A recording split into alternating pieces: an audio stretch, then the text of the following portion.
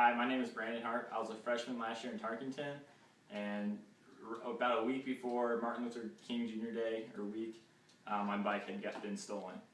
I first realized when my bike was stolen was after a nice snowfall, and I was wanting to see how much snow was on my bike, and it was not there from where I left it.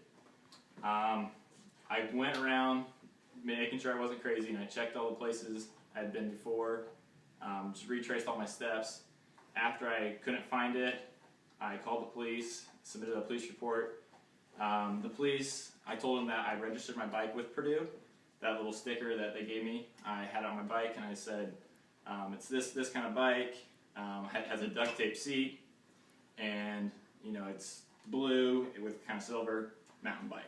And they said, okay, if you ever find it or see it, or if we find it, we'll call you, let you know, and we'll come cut the lock off if someone has taken it and locked it up. Well, about a week later, I was walking towards Earhart on my normal schedule to go eat lunch there, and I saw my bike, because I saw the duct tape seat, and I was like, that's my bike. And that day it was really cold, and so I found my bike, and I did what the police officer told me, and I called him and called the police and said, hey, I found my bike, can you guys come and cut it off? Well, it was Martin Luther King Jr. Day that weekend, so they said no at first, but I was like, I can't just sit here and let my bike, be locked up still. So eventually they finally sent an officer out here, but it took like 30 minutes for them to come out there and cut the lock off, because someone had taken it and locked it up for themselves. Finally the officer got out there, cut it off, but before they even sent the officer, they were making sure that my bike tag matched up, the serial number, which is under the bike, and just different features all lined up before they even sent an officer out there. But nonetheless, they did, and they cut it off.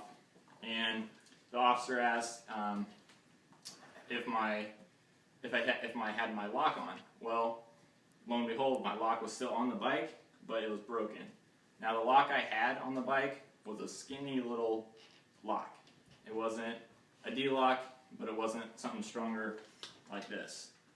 So afterwards, I went to Walmart and bought a little bit stronger, thicker lock, and placed that on there, and never had any problems since then, because the other one, it seemed like cold night, someone needed to ride back to Earhart, and they're around Tarkington, and just probably snapped the lock off. And then they rode away, and then probably decided to keep it for themselves. So that is how my bike got stolen.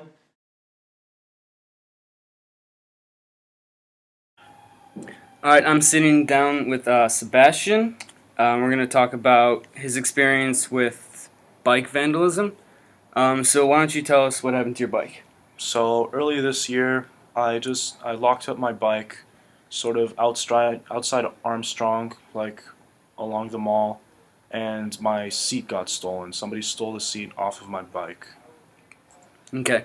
What would you want the university, or what do you think you could do yourself to prevent that from happening again? Well, I don't know. I guess the university could tighten surveillance. That might be a bit hard because there's a lot of area to cover. Personally, I found that if I just put my bike away sort of in the bike racks that are near the dorms, then it doesn't get messed with nearly as much, I think, because I put it in such an open place that it got messed with. So basically, keep it hidden, low profile. That's basically it. Alright, thank you very much for your time. Thank you.